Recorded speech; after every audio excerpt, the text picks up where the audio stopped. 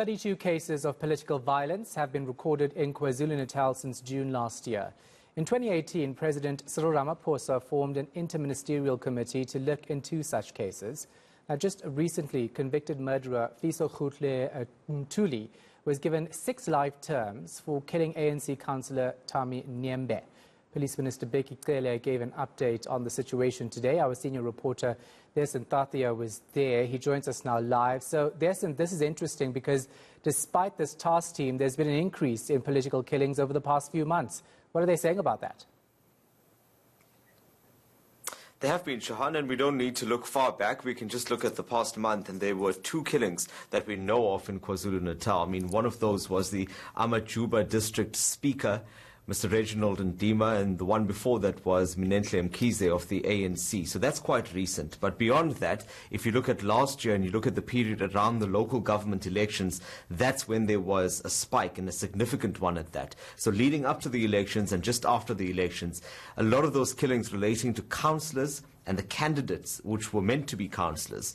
In fact, in Ward 101 in eThekwini, there was a candidate there, Mr. Cele, who was killed just a few days before the election. So to put this into perspective for you, since that task team was formed in 2018, they've dealt with about 258 cases. But from June last year until now, they've added 32 cases. So off that number I've given you of 258, 32 of them are since June last year until now. And that's the ones that are directly related to political violence. That task team also deals with other cases that have political violence links, and there are about 69 new cases in that regard. So that should give you an idea of the extent of the problem in KwaZulu-Natal. Let's listen into what the police minister had to say when he briefed the media earlier. 116 cases dockets not related to the task team mandate, but somehow linked to the political related cases, either with similar suspect and or ballistic analysis, are being processed by the task team for further investigation. This is an increase of 69 cases compared to the last update in June. The 289 suspects arrested, 72 remain in custody, while 43 are out on bail. 13 of these accused have since died. Charges have been withdrawn against 71 accused. So has this task team been able to establish what's the motivation behind these killings, in particular in KwaZulu-Natal? Well, that's always been something that has been a central topic when we talk about political killings. And in 2016, you'll also remember that it was the Morane Commission of Inquiry into Political Killings that was formed and sat during that period for just over a year. And the intention there was to find out what was driving this. There's also been lots of talk about what's happened to the Morane report. Those recommendations were meant to be implemented. Amongst other things, it spoke about corruption being central in political killings, basically one person taking out another person because of trying to get access to state funds through tenders and other forms of government work. And the other was just about education within political parties.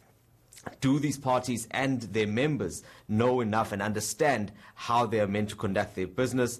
And that was meant to bring peace. So political parties had that responsibility to talk to their membership. Now, the Premier was also at this briefing today, and he says that they have already started implementing some parts of the recommendations of the Morane Commission. Let's listen into how exactly he says they are starting to do that. The issue of ensuring that we tighten the public procurement system as a whole is on. At a provincial level, we have decided that all tenders that are valued above 5 million will be assessed by Treasury before they are finalized and issued. We are different spheres, the national, provincial, and local.